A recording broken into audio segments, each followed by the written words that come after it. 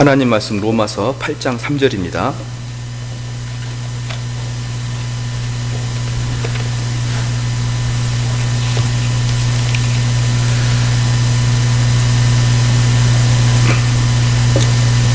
로마서 8장 3절 말씀 다 같이 한 목소리로 합독하시겠습니다.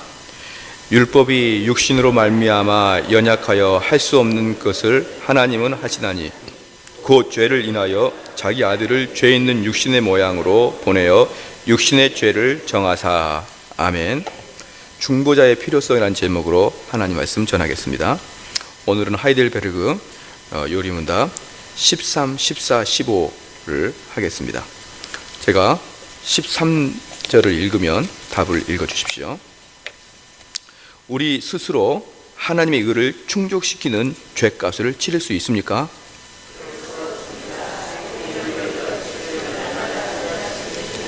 예. 이제 지난주에는 12문을 했습니다. 하나님의 의로운 심판에 따라 우린 이 세상에서는 물론 영원토록 형벌을 받아야 마땅한 것을 어떻게 다시 하나님의 은혜를 받을 수 있습니까? 라는 그 주제로 이야기를 했습니다. 그런데 지난주에 한 그 설교의 내용은 우리가 구원을 이루는 방식에 대해서 이야기한 것입니다.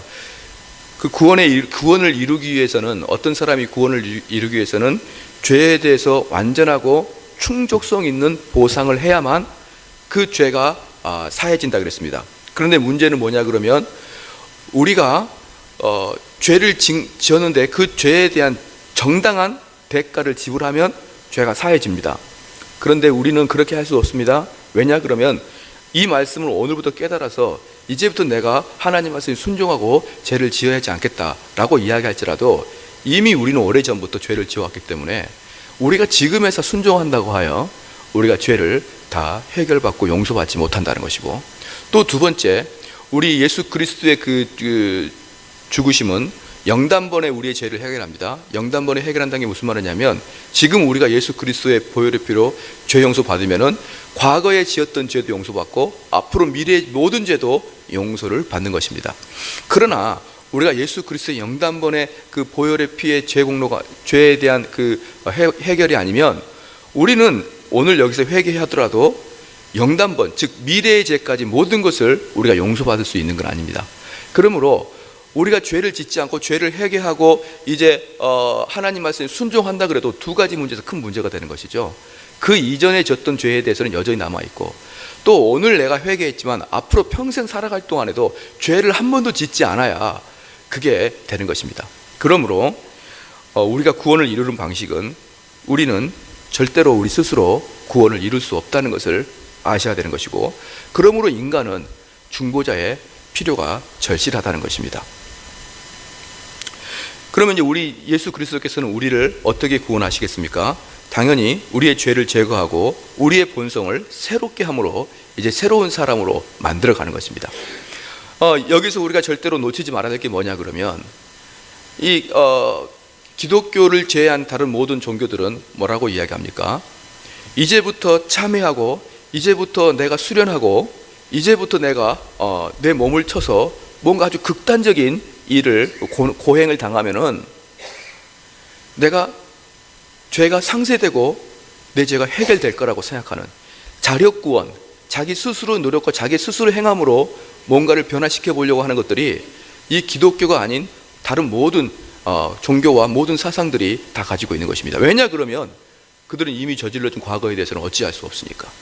그래서 그들이 벽을 보고 몇 년을 산다든지, 인도 같은 데 보면요, 몸을 고행시키는데 어떻게 고행시키냐 그러면 주먹을 20년 동안 한 번도 안 펴는 거예요.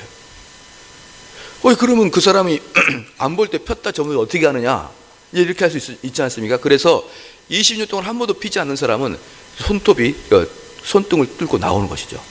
그래서 여기 손등을 뚫고 나오는 이 모습을 보시면서 나는 20년 동안 한 번도 손을 펴지 않았다, 이런 고행을 함으로 인해서 자기들의 업보가 해결되고 자기들의 문제가 해결된다라고 생각하는 것이. 로마 카톨릭도 마찬가지지 않습니까?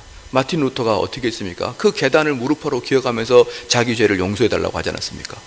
그러면 그렇게 고행을 당하고 이제부터 하나님 말씀에 순종한다 그래도 그 이전에 모든 죄들을 다 해결받을 수 없기 때문에 그들은 지옥에 갈 수밖에 없다는 것입니다. 그러면 또 하나 지난주에 말씀을 드렸는데 문제가 뭐냐 그러면 아니 그렇게 조그만한 죄를 져도 그렇게 영원한 지옥에 떨어질 수밖에 없습니까? 라고 묻는 사람이 있다 이 말이에요. 저는 남들을 상하게도 하지 않고 남들을 해하지도 않았습니다. 저는 조그만 죄를 밖에 지지 않았습니다. 단지 저는 나만 후회할 수 있는 게으른 죄를 졌습니다. 나만 후회할 수 있는 그런 죄를 졌습니다. 라고 할 때 그런 죄조차도 하나님 앞에서 영원한 지옥에 떨어지느냐? 제가 그걸 말했습니다. 뭐라고 했습니까? 우리는 아무리 작은 죄를 져도 그 대상자가 누굽니까? 무한하신 하나님이시기 때문에 우리가 죄를 짓 때 이 죄의 대상은 아무리 작은 죄를 졌어도 죄의 대상자는 무한하신 하나님이기 때문에 그 무한하신 하나님은 그 죄를 무한하게 우리를 처벌하시는 것이에요. 즉 우리는 상대를 봐가면서 일을 저질렀어야 되는데 우리가 죄를 저지를 때마다 그 죄는 전부 다 하나님께 대항하는 것이라 이 말입니다. 그러므로 우리가 아무리 작은 죄를 졌어도 그 우리의 죄는 무한대의 벌을 받게 되어 있고 그러므로 그 무한대의 벌을 받는 자는 당연히 영원히 꺼지지 않는 불못불에 떨어지는 것입니다. 그러므로 우리는 우리의 노력으로도 안 되고 그리고 우리가 아무리 애를 써도 조그만한 죄를 졌어도 이미 그 조그만한 죄로 우리가 생각할 때 너무나 과하게 영원한 지옥에 떨어질 수밖에 없다는 것입니다. 그러면 이제 우리는 어떻게 해야 될 것인가? 그걸 좀 보겠습니다. 우리가 하나님께서 우리 마음속에 본성을 새롭게 해주신 것은 필수입니다. 그러므로 하나님께서 사랑받아 주시기를 바라면서도 우리가 예배를 드릴 때 어떤 마음을 드냐면 우리의 죄를 제거해 주셨고 우리의 본성을 바꿔 주신 것을 믿는데 문제는 뭐냐면 나를 하나님이 사랑해 주시고 나를 하나님이 받아 주신 것을 내가 원하는데 내 마음 한쪽에서는 또 죄를 버리고자 하지 않는 마음이 있다 이 말이에요. 한쪽 마음에는 하나님이 나를 사랑해 주고 나를 받아 주십시오 하는 마음이 있는 반면에 또 한쪽에는 여전히 나는 죄를 제거하지 않고 죄를 그대로 가지고 있으려는 성향이 있다 이 말입니다.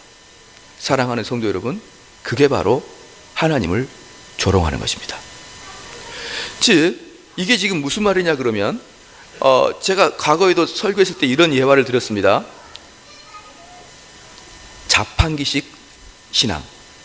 그래서 내가 동전을 가지고 있고 그 동전으로 자판기에서 콜라를 딱 뽑아 먹지 않습니까? 사이다를 딱 뽑아 먹지 않습니까? 그럼 나는 돈을 넣으면 거기서 사이다가 툭 나옵니다. 돈을 넣으면 내가 원하는 게 나옵니다. 근데 지금 뒤에 있는 애들 나가 놀아라. 그 문제는 뭐냐 그러면 돈을 넣으면 콜라가 나오고 돈을 넣으면 사이다가 나오는 것이죠. 그럴 때 우리가 돈을 넣을 때 그 자판기가 우리한테 묻습니다. 내가 너한테 콜라를 주기 전에 내가 너한테 질문이 있다. 뭡니까? 너는 인격적으로 나를 사랑하느냐? 자판기가 묻습니까? 안 묻습니까? 안 물어요. 내가 콜라를 먹으려고 돈을 넣는데 내가 콜라를 주기 전에 내가 너한테 묻고 싶다. 너 교만하냐 안 하냐? 묻지 않습니다. 그래서요, 자판기식 신앙이 뭐냐 그러면요, 내가 돈을 넣고 내가 원하는 대로 뽑아 먹는 것입니다. 그런데 신앙도 마찬가지입니다. 신앙을 내가 주 앞에서 하나님 나의 죄를 용서해 주시고 나를 사랑하여 주십시오 라고 하나님께 받아지기를 원하지만 실제적으로 또 내 마음속에 도덕적인 변화가 없고 죄에 대한 뉘우침이 없고 죄에 대한 깨달음이 없는 거예요. 그런 것들은 전혀 버리지 않고 그냥 그것들은 그대로 놔두고 하나님은 그런 거 신경 쓰지 말고 내가 좋아하는 죄악들에 대해서 터치하지 말고 나는 그대로 놔두고 계속 하나님께 기도하는 거예요. 하나님 잘 되게 해주세요. 하나님 나를 사랑해 주세요. 그게 바로 우리 하나님을 자판기로 생각하시는 거예요. 그 하나님은 나에게 전혀 내 인격으로 침투하여서 내 삶에 깊숙이 들어와서 내 인격을 터치하지도 못하고 내 속에 있는 죄를 변화시키지도 못하고 오직 그냥 내 소원만 들어주는, 이 인간 정대원의 소원만 들어주는 그런 자판기적. 그래서 그 하나님은 나를 노여워하여서 나를 책망하지도 않고 너의 죄가 있으므로 나는 너의 기도를 들어줄 수 없다라고 하거나 심지어는 너가 죄가 있으니 나는 너를 혼낼 것이다, 그런 하나님이 아니라 하나님은 나의 죄에 대해서 신경 쓰지 마십시오. 하나님, 내가 이걸 가지고 있는데 이건 내가 죄인 것은 분명히 압니다. 그러나 이것을 바꾸려고 하나님 하지 마시고 하나님은 다 그냥 입과 눈을 닫으시고 내가 원하는 축복만 주십시오 라고 하는 게 하나님을 조롱하는 것입니다. 사랑하는 성도 여러분, 이런 사람들은 너무나 한국교회에 많습니다. 그들은 심지어 새벽 기도도 나오고 철야 예배 나와서 열심히 기도하지만 저는 실제적으로 그런 분들을 대단히 많이 목격했습니다. 기도는 그 교회에서 제일 열심히 하고 제일 크게 하고 제일 발악을 해서 기도하는데 그들의 인격이 하나도 변하지 않는 그러한 사람들 봤습니까? 못 봤습니까? 그게 바로 하나님을 조롱하는 것이에요. 차라리 자기의 죄가 부끄러워서 하나님 앞에 나와서 감히 얼굴을 들고 기도도 못하는 사람은 덜 조롱하는 것이죠. 자기의 죄가 하도 참담하고 자기의 죄가 하도 부끄러워서 하나님 앞에 나와서 기도도 못하는 건 덜 조롱하는 것인데, 온갖 죄를 다 지으면서 그 죄가 변화되고자 하는 마음도 전혀 없으면서, 그리고 하나님께 나와서 떼를 쓰고 땅을 치고 눈물을 흘려가면서 나에게 이 소원을 들어달라고 하는 그 수많은 사람들. 자, 그러면 하나님께서 우리에게 어떻게 역사하는지 조금 더 깊이 보겠습니다. 하나님은 우리 교회가 내 죄는 그대로 가지고 있으되 내 소원은 들어주십시오 들어주십시오라고 말하는 사람들은 교회 밖에 있는 사람들일까요? 교회 안에 있는 사람들일까요? 당연히 교회 안에 있는 사람들입니다. 교회 밖에 있는 사람들은 하나님에게 기도도 하지 않습니다. 그래서 지금 여기서 말하고 있는 건 전반적으로 교회 안에 있는 사람을 이야기합니다. 자신의 죄는 변화되지 않으려고 그러고 자신의 인격은 변화되지 않으려고 그러고 하나님께 복을 달라고 기도하는 그 자들은 교회 내부에 있는 자들입니다. 바로 그러한 자들 향해서 하이델베르 교회에서는 하나님을 조롱하는 자라 그렇게 이야기한 거예요. 하나님을 조롱하는 자를 저 불신자, 저 교회를 허물어뜨리려고 하는 저 나쁜 사람들이 아니고 교회 안에서 기도하고 말씀 듣고 성경 공부하고 참여하는 그런 자들 중에 하나님을 조롱하는 자들이 많다는 것입니다. 이들의 삶을 가만히 보면요, 이들은 세례를 다 받고 직분도 받고 매주 교회를 출석하지만 그럭저럭 자기 스스로가 그리스도인이라고 생각합니다. 그런데 이들의 삶을 가만히 보면요, 하나님을 의지하기보다는 자기 자신의 돈과 권력과 경험을 의지하고 하나님 말씀을 묵상하는 것을 즐겨하는 것보다는 세상을 묵상하거나 세상을 사랑하는 자기 자신을 발견하게 될 것입니다. 그리고 자기 자신이 자랑거리는 세상의 능력을 자랑하는 것입니다. 이들은 찬송을 부르고 말씀은 듣지만 은혜의 속성이 그들에게 나타나지 않습니다. 사랑하는 성도 여러분, 여러분에게 분명히 스스로를 물어보십시오. 나는 찬송을 한다, 나는 설교를 듣는다. 그것은 누구나 할 수 있는 것입니다. 그것은 성령의 역사가 그 마음에 없어도 누구나 그걸 할 수 있습니다. 그런데 은혜의 속성이 나타나냐, 은혜의 속성이 나타나지 않느냐를 스스로 판단해야 됩니다. 그럼 은혜의 속성이 뭐냐? 은혜의 속성은요, 딱 세 가지인데 그 세 가지가 항상 여러분의 마음속 깊이 있으면서 여러분의 스스로를 판단해야 돼요. 내 마음속에 이 은혜의 속성이 나타나느냐, 내 영혼에서 은혜의 속성이 나타나느냐 안 나타나느냐, 그게 내가 정말 성령이 있느냐 없느냐를 판가름하신 거라 이 말입니다. 그럼 은혜의 속성이 뭐냐? 자기를 부인하고 있느냐 이 말이에요. 자기를 부인하느냐, 그 다음에 십자가를 지느냐, 그 다음에 온전히 주님을 따르느냐, 이 세 가지를 여러분이 항상 은혜의 속성이라고 딱 머리에 입력하십시오. 그냥 우리는 머리가 복잡하고 머리가 영리하지 않으니까 간단하게 세 개만 딱 기억하면 됩니다. 내가 내 자아를 부인하느냐, 내가 예수 그리스도의 십자가를 지고 따르느냐, 내가 하나님께 전적으로 내가 주님을 따르느냐, 이 세 가지를 여러분 보십시다. 우리 주님께서 베드로를 제자들에게 나를 따르라고 하자 그들은 그물과 배를 다 두고 즉시 우리 주님을 따랐습니다. 우리 주님께서 제자들을 부르실 때, 마태를 부르실 때, 누구를 부르실 때 나를 따르라 그러면 그들이 항상 했던 행동이 공통점이 뭐냐면 그것을 거기다 즉시 냅두고 주님을 따르는 것을 여러분 보지 않았습니까? 사랑하는 성도 여러분, 그러므로 내 안에 성령의 역사가 일어나느냐 일어나지 않느냐는 다른 걸로 보면 안 됩니다. 내 심령 속에서 이 세 가지가 일어나느냐는 것이죠. 그럼 자기를 부인하는 게 뭡니까? 자기를 부인한다는 것은 자기가 좋아하는 것을 부인한다는 것이에요. 내가 하고자 하는 것을 부인하고 하나님께서 원하시는 걸 하는 것입니다. 근데 제가 철야 예배 때 또 말씀을 드렸는데, 인간은 우리 본질 자체가 가치 중립적인 게 아닙니다. 어떤 사람들은요, 이 돈을 가치 중립적이라고 생각하는 사람이 있습니다. 돈은 가치 중립적입니까? 아닙니까? 이 돈을 쓸 때는 어떨 때는 나쁜 데서 쓰기도 하고 어떨 때는 헌금을 통해서 좋은 데 쓰기도 합니다. 그래서 사람들은 돈을 가치 중립적이라고 합니다. 그런데요, 돈은 정확하게 말해서 가치 중립적이지 않습니다. 돈은요, 약간 죄에 기울여 있습니다. 그래서 돈을 사용할 때 우리가 정신을 똑바로 차리지 않으면 거의 대부분 죄를 짓는데 돈을 쓰게 되어 있습니다. 그래서 사람들은 속습니다. 돈은 가치 중립적이다 속습니다. 그렇지 않습니다. 돈은 가치 중립적이지 않아요. 약간 죄성에 기울여 있기 때문에 여러분이 특별하게 훈련하지 않으면 이 돈은 필히 여러분의 육적인 만족을 위해 쓰게 되어 있습니다. 마찬가지입니다. 우리 마음도 가치 중립적이지 않습니다. 우리 마음은 더 타락해 있고 우리 마음은 죄를 좋아하는 경향으로 되어 있습니다.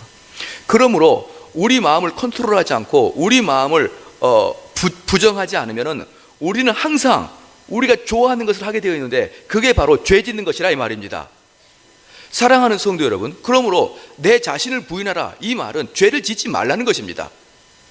그냥 내 자신을 부인하라 그러니까 내가 먹고 싶은 거 안 먹고 내가 입고 싶은 거 안 입고 이게 아니고 내가 짓고 싶은 그 죄를 짓지 말라는 것입니다. 그게 바로 자신을 부인하는 것입니다. 사랑하는 성도 여러분, 여러분 신앙생활 할 때 그러한 모습들이 나타나고 있습니까? 어제 지었던 죄 이제 더 이상 짓지 않고 그러한 역사들이 여러분 삶에서 드러나고 있습니까? 또 하나, 십자가를 질 수 있나 주가 물어보실 때 죽기까지 따르오리 저들 대답하셨네. 주께서 부르실 때 죽기까지 십자가를 따르시겠습니까? 우리는요, 이 은혜의 속성들이 말로는 씻기나 하고 찬송가 519장 십자가를 질 수 있나 그 찬송은 우리가 쉽게 할 수 있는데 실제로 주님이 나를 따르라 할 때 베드로처럼 요한처럼 우리가 주님을 따를 수 있느냐 이 말입니다. 이러한 것들이 은혜의 속성입니다. 사랑하는 성도 여러분, 바로 이게 지금 우리 예수님께서 우리 마음에 다가오고 계신다는 뜻입니다. 할렐루야. 그러므로 13분 우리 스스로 하나님의 의를 충족시키는 죄를 치를 수 있습니까? 그럴 수 없습니다. 바로 이러한 것들이 주님께서 우리 마음속에 성령의 조명으로 우리를 새롭게 해 주셔야지만, 할렐루야, 내가 죄를 사랑하는 마음을 하나님께서 없애게 해 주셔야지만, 그러므로 하나님께서 나에게 콜링을 부를 때 내가 이 모든 것을 놔두고 우리 주님을 따르겠습니다라는 그 고백이 있는 것은 내 노력이 아니라 나의 어떤 행위가 아니라 우리 주님이 성령의 역사를 통해서 나에게 이루어 주시는 것입니다. 할렐루야.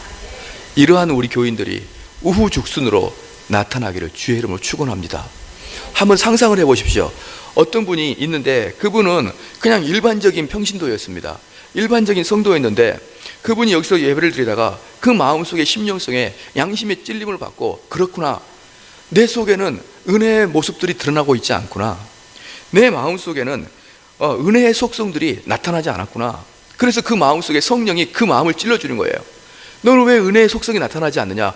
아, 내가 은혜의 속성이 나타나지 않았군요. 내가 오늘 말씀을 들으니까 내가 이 은혜의 속성이 나타나기를 사모하기를 원합니다 라고 마음 먹고, 어떤 사람부터 갑자기 현격하게 자기의 죄로부터 이탈하기 시작하는 사람이 우리 교회에 나타나기 시작하는 것입니다. 그리고 그가 사역을 하면서 또 신앙생활을 하면서 그 과거에는 자기의 사업, 자기의 일 때문에 모든 정신이 자기에게 집중되어 있었는데 어느 날부터 그 정신이 점점 십자가로 바뀌기 시작합니다. 어느 날부터 그 일이 주님의 사역을 동참하기를 바라는 것입니다. 어느 날부터 그 사역이 그 삶의 가치 중심적인 게 사회가 아니고 그 다른 곳이 아니고 내 친구들의 모임이 아니라 이 교회의 모임이 되기 시작합니다. 그런 사람이 우후죽순 나타나는 게 무엇인지 아십니까?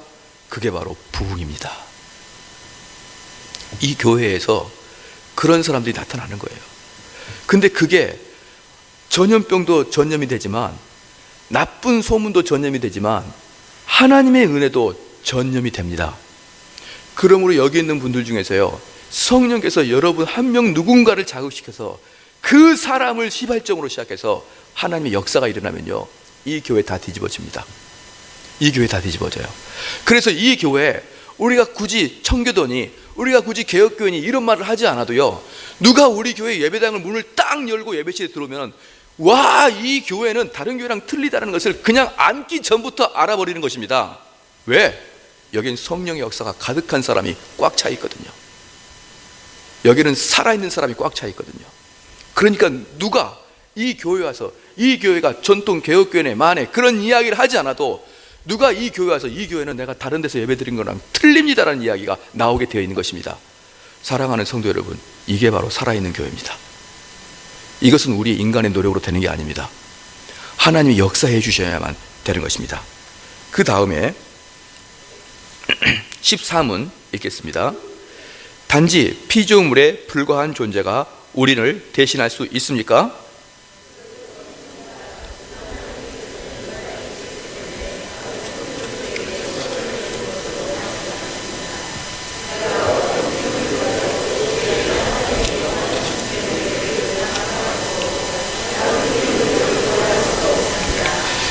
자, 여기서 보면은요, 단지 피조물에 불과한 존재가 우리를 대신할 수 없는 것이에요. 자, 그러면은 여기서 우리가 한 가지 공식을 알아야 됩니다. 우리의 죄를 대신 지어주시고 우리의 모든 죄를 용서해 줄 사람의 자격이 5가지가 있습니다. 그 자격 5가지를 여러분 받아 쓰시려면 쓰십시오. 못 쓰시려고 그러면은 다음에 인터넷에 올릴 수 있습니다. 첫 번째, 형벌 받은 자가 무죄여야 합니다. 형벌 받을 자가 무죄여야 합니다. 두 번째, 그가 인간과 동일한 본질을 가지고 있어야 됩니다. 동일한 본성을 가지고 있어야 됩니다. 첫 번째, 형벌을 받은 자가 무죄해야 됩니다. 두 번째, 그가 우리 인간과 동일한 본성을 가져야 됩니다. 세 번째, 그가 자의로 자기 자신을 보상으로 드려야 됩니다. 즉, 그 보상에 가는 길을 자기 스스로 자의적으로 기쁨으로 해야 됩니다. 기쁨으로. 네 번째, 그 자신이 이 형벌을 능히 견딜 수 있어야 됩니다. 그 자신이 이 형벌을 능히 견딜 수 있어야 됩니다. 마지막 5번째, 하나님의 영광을 만족시키고 구원을 이룰 수 있어야 됩니다. 자, 이 5가지 조건을 가져야 되기 때문에 어떤 피조물이라도 이 조건에 합치된 피조물이 아무도 없습니다. 즉, 형벌을 받은 자가 무죄해야 되는데 무죄한 사람은 이 세상에 아무도 없고 무죄한 동물도 아무도 없습니다.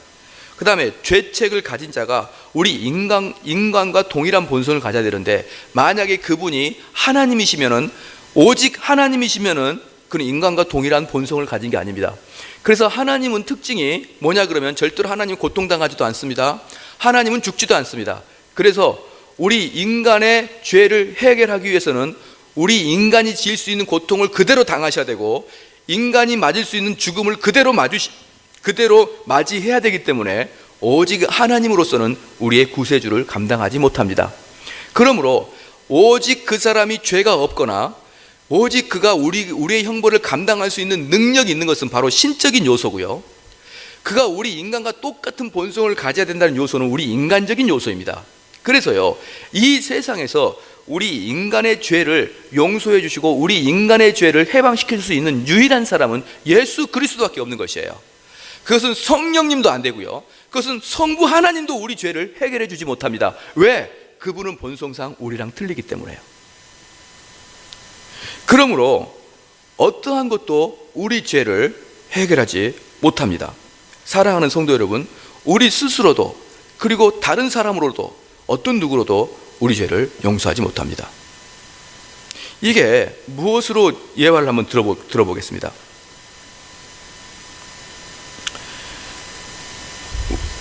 우리를 구속해 주려면 구원과 구속은 틀립니다. 구원은 뭐냐 그러면 건져내는 걸 구원이고, 구속은 뭐냐? 속전입니다. 속전. 돈을 지불하고 그걸 샀다는 뜻이에요. 그래서 우리 주님은 우리의 구원자도 되시고 우리의 구속자도 되십니다. 그래서 우리를 속전, 돈을 지불하고 샀는데 그게 무슨 뜻이냐? 마귀에게, 죽음의 권세에게 우리 주님께서 돈을 주셔서 우리를 건진 것입니다. 그런데 그게 얼마나 비싸냐 그러면요, 이거랑 똑같습니다. 만약에 우리 교회가 건축을 하다가 100억의 빚을 졌다고 쳐봅시다. 100억의 빚을 졌는데 교회가 사람이 적게 오고 사람이 적게 오는데 교회가 전부 다 약속이나 한 듯이 1,000원짜리 헌금을 내기 시작하는 거예요. 그러니까 이 교회가 도저히 무엇을 감당 안 됩니까? 이자가 감당이 안 됩니다. 그래서요, 100억을 지고 나서 이자가 감당이 안 되기 때문에 이제 우리는 무엇을 하게 되냐 그러면 다시 은행에다가 이자를 갚기 위해서 돈을 또 빌리는 것입니다. 또 대출을 받는 것이죠. 그 전에 대출은 100억이란 대출은 건축을 위해서 대출을 했는데 이제부터 나머지 이자는 우리 이자를 내기 위해서 또 다시 대출을 받아야 되는 것입니다. 그게 바로 이제 마지막으로 고하는 모습인데, 우리 인간은 하나님 앞에 죄를 범하였는데 100억의 죄를 범했습니다. 근데 그 100억을 갚기는커녕 여러분의 매일매일의 삶을 통해서 죄를 다시 짐으로 100억에다가 이자가 계속 불어나는 거예요. 아시겠죠? 다시 이것을 성경용어로 말하면요, 하나님은 우리에게 1만 달란트를, 우리는 하나님께 1만 달란트를 빚을 졌습니다. 1만 달란트가 우리나라 돈으로 얼마나 되겠습니까? 우리나라 돈으로 30조입니다. 30조. 그러니까 우리가 30조의 빚을 졌습니다. 그럼 그 30조의 빚은 우리가 도저히 갚을 수 없는데, 이 사람이 지나가다가 100다나리온 빚진 자에게 가가지고 돈을 내놓으라고 하는 게 있지 않습니까?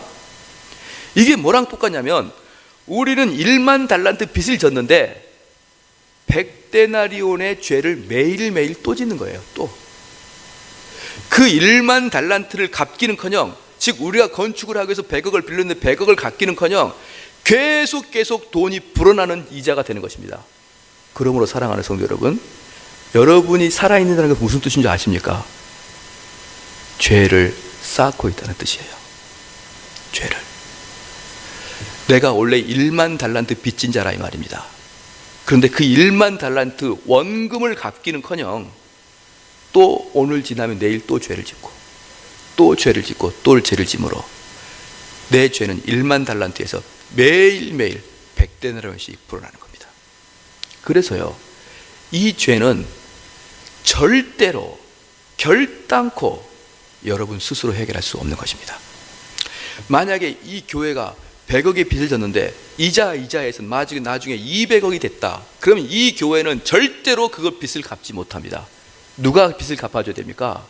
삼성 이건희 회장이 돌아가시기 전에 은혜 받고 200억을 줘야만 이 교회가 해방되는 것입니다.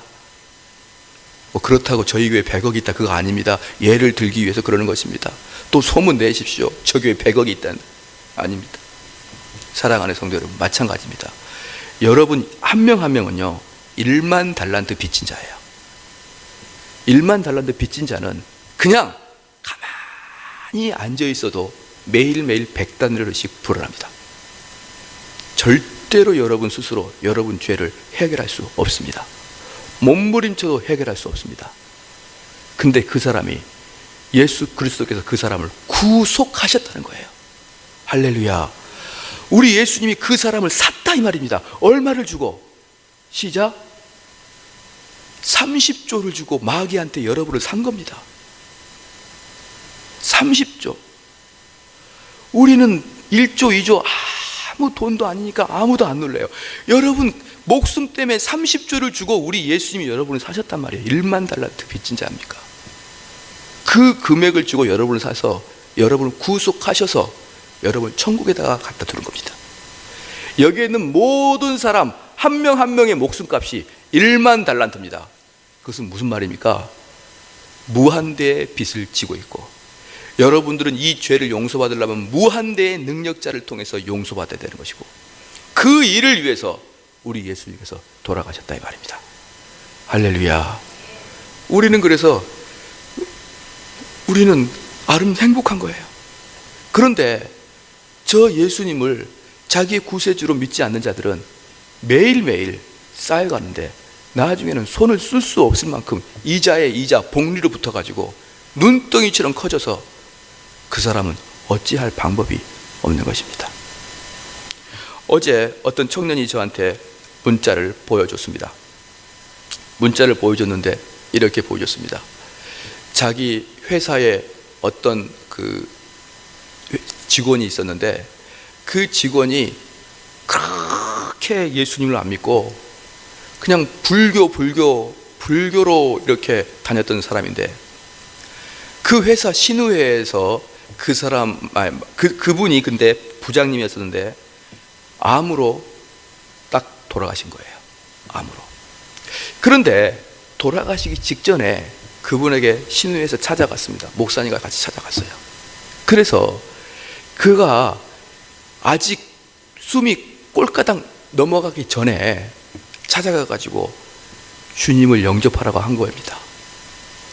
그런데 그렇게 인생을 불교로 살다가 마지막에 숨이 헐떡 넘어갈 때 그 목사님을 통해서 부장님, 예수님을 영접하세요. 그러니까 그 부장님이 영접할게요. 영접하면 아멘이라고 그러세요. 아멘. 그렇게 한 것입니다. 사랑하는 성도 여러분, 우리 개혁교회에서는 그것을 구원이라고 보지 않아요. 그런 걸 구원이라고 보지 않습니다. 구원은요, 구원에 대한 합당한 통로가 있고 그에 대한 합당한 열매가 보여져야 되는 것이고, 구원은 그런 식으로 이루어지는 게 아닙니다.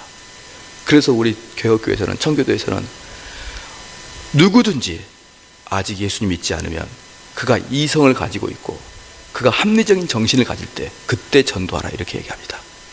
여러분 부모님들, 연로하신 분들, 그분이 돌아가실 때 침상에서 마지막 구원 영접시키려고 하지 마시고 지금 아직 여력이 있을 때 지금 말하십시오. 그렇게 정신없을 때, 혼미해질 때, 마지막 죽어가기 직전에 그러겠습니다, 그거에 대해서 우리는 동의하지 않습니다. 마찬가지입니다.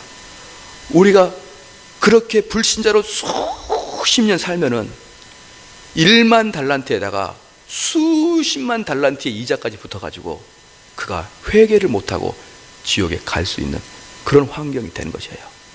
사랑하는 성도 여러분, 그러므로 우리는 꾸준히 무엇을 해야 됩니까?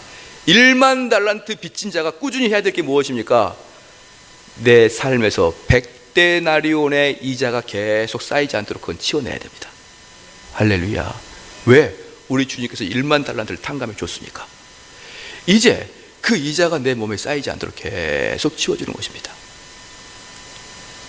그렇게 되시기를 주의 이름으로 축원합니다. 그래서 단지 피조물에 불과한 존재가 우리를 대신할 수 있습니까? 절대로 대신할 수 없습니다. 어느 누구도 우리가 빚지고 있는 1만 달란트를 용서해 줄 수 있는 자가 아무도 없습니다. 심지어 그분이 하나님일지라도 하나님은 우리의 죄를 용서할 수가 없습니다. 왜 하나님은 우리의 죄를 용서하지 못할까요? 하나님은 공의로우신 하나님이십니다. 그러므로 하나님께서는 죄도 죄를 짓고 죄를 죄도 지었기 때문에 어떤 사람은 죄를 지었지만 죄의 용서를 해주시고 어떤 사람은 죄를 지었을 때 죄에 책망하게 되면은 그것은 공의로운 하나님이 아닙니다. 그러므로 하나님은 우리를 용서해 주시는 게 아니라 하나님은 공의롭고 정의롭고 신실한 판단을 우리한테 하십니다. 그 대신에 우리한테 피할 길을 주셨는데 그 피할 길이 뭐냐 그러면 예수 그리스도의 옷을 입고 있으면 내가 너를 정의롭게 보겠다는 것입니다. 그러니까 하나님이 그 사람을 정의롭게 보니까 그 사람이 누굽니까? 예수님이시니까 그가 용서가 되는 것입니다. 우리 마음속에는 여전히 죄악이 있고 우리 마음속에는 하나님을 반항하고 싶은 마음이 있지만 우리가 예수 그리스도를 구세주로 영접하고 우리가 예수 그리스도의 옷을 입고 덧입히고 있으면은 우리 옷을 보고 패스하겠다는 것이에요. 우리를 용서해 주겠다는 게 아닙니다. 내가 너 죄를 용서해 주겠다는 게 아닙니다. 그래서 이런 말은 분명히 들어봤을 거예요. 천국은 죄 없는 자가 간다는 걸 분명히 들어봤을 것입니다. 그런데 저와 여러분은 죄가 있습니다. 그 죄가 있는데 이 죄에 있는 상태로 천국 데려가는 게 아니라 너를 무엇으로?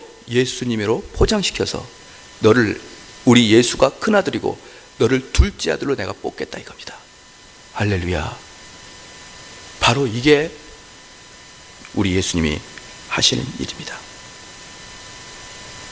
우리 옆 사람에게 한번 이야기해 봅시다. 나는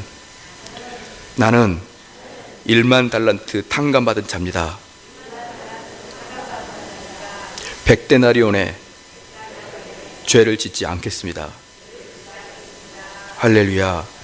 그럼 100데나리온의 죄를 짓고 있는 사람이 어떤 모습인지 제가 말씀을 드리고 15분 들어가겠습니다. 100데나리온의 죄를 짓고 있는 사람들은요, 일단 우리 주님께서 우리를 구원시키기 위해서 처음에 성령님을 우리에게 보내주십니다. 예. 성령님을 보내주시면 그 역사가 어떻게 되느냐, 하나님 말씀을 듣는데 그냥 보통 때는 하나님 말씀을 들을 때 졸리고 다른 생각이 이렇게 나는데 그날따라 하나님 말씀이 내 마음에 훅 들어오는 거예요. 그러면 그 하나님 말씀이 내 마음에 쑥 들어오면은 이게 그냥 지나가는 게 아니라 내 마음에 딱 씨를 딱 뿌리고 갑니다. 그럼 복음은요, 복음 자체가 하나님이기 때문에 복음은 능력이 있고 전능하십니다. 그래서 씨가 뚝 들어가면 그 씨는 그냥 쉽게 죽지 않고 언젠가 그 씨가 다시 살아나게 되어 있습니다.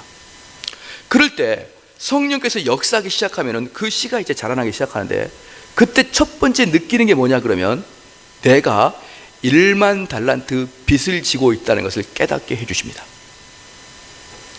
내가 1만 달란트 빚을 지고 있다는 것을 깨닫게 성령께서 무엇을 통해서, 하나님 말씀을 통해서 내가 깨닫게 해주십니다. 즉 무슨 말입니까? 내가 죄인인데 내가 완전히 지옥에 떨어질 수밖에 없는 아주 그런 결정적인 죄인인 것을 깨닫게 된다 이 말입니다. 자, 그러면 이 모든 그 거듭남의 시작은 내가 죄인인 것을 깨닫는 데서부터 시작되는데, 그럼 마귀는 무엇을 원할까요? 여러분이 죄인인 것을 망각하기를 원하시는 거예요. 누가? 마귀가. 다시 말씀드리겠습니다. 우리 주님은 우리를 구원할 때 방법이 있습니다. 우리 구원할 때 첫 번째 방법은 성령님의 역사를 통해서 목사님의 설교 말씀이나 여러분이 성경을 읽다가 내 마음밭에 하나님 말씀이 깊이 들어오고, 그래서 성령을 통해서 우리에게 밝히 보여주시는데, 첫 번째 보여주는 게 나는 1만 달란트 빚진 자라는 걸 보여줍니다. 그러므로 바로 거기에서부터 구원의 역사가 시작됩니다. 그렇기 때문에 마귀는 너가 1만 달란트 빚진 자라는 것을 절대로 깨닫지 못하게 하기 위해서 마귀는 온갖 방법을 사용하는데, 그 중에 방법이 하나가 뭐냐 그러면요, 여러분을 세속적인 정신으로 바쁘게 만듭니다. 세속적인 것을 이뤄내기 위해서 바삐 만들면은 내가 죄인인지 의인인지, 내가 비록 교회를 다닐지라도 내가 죄인인지 의인인지 전혀 신경을 쓰지 못할 정도로 우리의 삶을 완전히 혼탁하게 만듭니다. 그러면 이들의 특징이 뭐냐 그러면, 교회를 오래 다님에도 불구하고 하나님 앞에 죄를 회개하는 부분에서는 너무나 인색합니다. 그러니까 내가 진짜 그 지옥의 문턱에 있다는 그 느낌을 들지 않고 그냥 그 죄에 대한 회개도 형식적이고 습관적으로 죄를 회개합니다. 왜? 마귀가 이미 우리 머릿속에 무엇을 심겼기 때문에 세속적인 죄로 가득 차게 했고, 그 세속적인 죄는 우리 마음에 죄에 대한 감각을 무디게 하고, 그 죄에 대한 감각을 무디게 하는 사람들은 내가 1만 달란트 빚진 자인 것을 절대로 깨닫지 못합니다. 사랑하는 성도 여러분, 바로 그 상태에서는 구원의 역사가 일어나지 않는 것이에요. 무섭습니까? 무섭지 않습니까? 무서워요. 그런데 또 더 큰 문제는 뭐냐면, 이제 이게 교회까지 바람이 불어오는데 교회에서도 어떻게 이 일을 진행하냐 그러면, 와서 서로 즐거운 모습만을 보여주기를 원하는 것입니다. 성도들 간에도 서로 즐거운 모습만을 보여주기 원하고, 목사님도 우리 성도들한테 힘과 용기를 북돋아주는 설교만을 하기를 원하시는 거예요. 그러면 그들의 심령은 죄에 대한 공포심이 사라집니다. 1만 달란트 빚진 자의 모습이 사라집니다. 그리고 그들은 이 예배가 끝나고 나갈 때, 아유 나도 이번 주는 하나님 말씀에 힘입어서 한번 열심히 살아보자, 이런 마음으로 나가는 것이지, 내가 하나님 앞에 이렇게 나쁜 놈이었구나 이걸 깨닫지 못하고 나갑니다. 사랑하는 성도 여러분, 이게 몇십 바퀴만 돌면은, 그죠? 여러분이 몇십 년만 이렇게 신앙생활 하면요, 그 다음에는 죄를 회개할 수 있는 마음이 사라져버려요. 그래서 자세히 봐보십시오. 성경에서는 분명히요, 그 바리새인의 기도보다 세리의 기도, 그 세리가 교회, 그렇다고 해서 교회 뒷자리에 앉으란 말 아닙니다. 그 뒤에 앉아가지고 하나님께 자기의 소원을 아뢰지도 못하고 감히 하늘을 우러러보지도 못하고 이 더럽고 추한 죄를 용서하여 주십시오 라고 고백했던 그 기도를 우리 예수님은 제일 좋은 기도라고 말씀하셨는데, 놀랍게도 현대교회에서 그렇게 기도하는 사람이 없어요. 그냥 가슴을 치면서 하나님, 내를 용서해 주십시오. 내가 주 앞에 내가 뭘 주장할 수 있겠습니까? 내가 주 앞에 뭘 따질 수 있겠습니까? 하나님, 용서해 주십시오. 이 마음이 이 속에서부터 막 끌어올라서 어찌할 줄을 모르고 하나님께 외원하고 한탄하는 그러한 성도에게 오늘 성령께서 내가 오늘 너 기도를 좋아한다, 이렇게 응답받으실 겁니다. 사랑하는 성도 여러분, 우리는 신앙생활을 너무 피상적으로 하면 안 됩니다. 하나님이 좋아하시는 게 무엇인지를 알아야 됩니다. 우리가 어떻게 해야 진짜 백이 신앙생활인 것을 알아야 되는 거예요. 마지막에 15문 제가 읽겠습니다. 그러면 우리는 어떤 중보자와 구원자를 찾아야 합니까? 시작.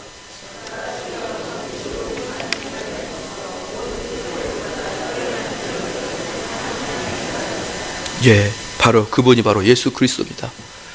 우리가 이 과정은 정말 이 과정을 쭉 보면서 제가 느낀 게 뭐냐면 우리 주님이, 우리 하나님이 그랬습니다. 복음을 태초부터 복음의 비밀을 숨겼다 그랬습니다. 저는 그게 무슨 말인가 그렇게 생각했어요. 왜 하나님은 태초부터 복음의 비밀을 숨겼다 그랬을까? 그런데 그게 바로 이겁니다. 복음은 우리 심령이 갈기 찢어질 때, 그때부터 복음이 너에게 들어갈 것이다. 이 이론은 오직 성경을 제외하고는 어느 누구도 이야기를 하지 못하는 것입니다. 그걸 말해서 복음의 비밀을 감추었다 하는 것이에요. 복음의 비밀을 감추었다는 것은 여러분 마음속에 1만 달란트 빚진 의식이 있느냐? 1만 달란트 빚진 의식, 바로 그 자가 하나님이 사랑하는 자다. 이 이야기는 성경이 아니고는 그 어떤 책에서도 발견할 수 없기 때문에 그것을 비밀이라 그렇게 이야기하는 것입니다. 성경에서 목사가 그 이야기를 해주지 않으면은 여러분은 일평생 어디에서도 우연히도 절대로 그 이야기를 들을 수가 없기 때문에 비밀이라 그러는 것입니다. 이 이야기를 들을 수 있는 것은 오직 교회밖에 없는 거예요. 이 이야기를 들을 수 있는 것은 오직 예수님의 계시밖에 없습니다. 그러므로 사랑하는 성도 여러분, 이 교회가 하나님의 복음이 풍성하게 전해진단 말은 무슨 말입니까? 하나님의 복음의 말씀이 이 교회에 풍성하게 전해진다는 무슨 말씀입니까? 우리 성도 각자 마음에 심령에 찢김이 있느냐에 달려있는 것이에요. 복음을, 값싼 복음이 뭔지 아십니까? 아까도 11시 예배 때 말씀했죠. 아내가 회계사를 그만뒀는데 남편이 못 벌었습니다. 그랬더니 남편이 갑자기 막 부흥이 되는 거예요. 왜? 회계사가 예수 그리스도 말씀에 순종해서 그걸 그만뒀으니까 그 배나 세 배나 부동산이 해가지고 막 부흥이 되고 3배, 10배, 100배 막 열매를 맺었다. 그게 바로 복음이다라고 하는 게, 그게 복음이 아닙니다. 복음은 그게 아니에요. 복음이라는 것은 여러분이 심령이 찢어질 때 그때 구원의 도가 여러분 마음속에 이루어진다. 그게 복음이에요. 앞에 것을 우리는 값싼 복음이라고 이야기합니다. 우리나라에서 흥황한 값싼 복음, 미국 싸구려 교회에서 들어왔던 값싼 복음. 그래서 우리가 주 앞에 이렇게 우리가 좀 헌신했더니 이렇게 막 복을 따따블로 줬다. 이건 값싼 복음이에요. 하나님께서는 우리가 필요하면 당연히 재정적인 문제도 채워주십니다. 그것은 전혀 의심하지 않습니다. 그러나 그건 복음이 아닙니다. 하나님이 일반적인 우리에게 복을 내려주신 것이에요. 하나님이 일반적인 축복을 내려주신 것입니다. 근데 진짜 복음은 뭐냐? 일반적인 축복이 아니라 특별 축복을 받는 게 복음입니다. 그 특별 축복은 뭐냐? 우리가 구원받는 것이에요. 근데 그 구원을 받을 때 여러분의 심령에는 1만 달란트의 빚진 의식이 있느냐에 달려있다 이 말입니다.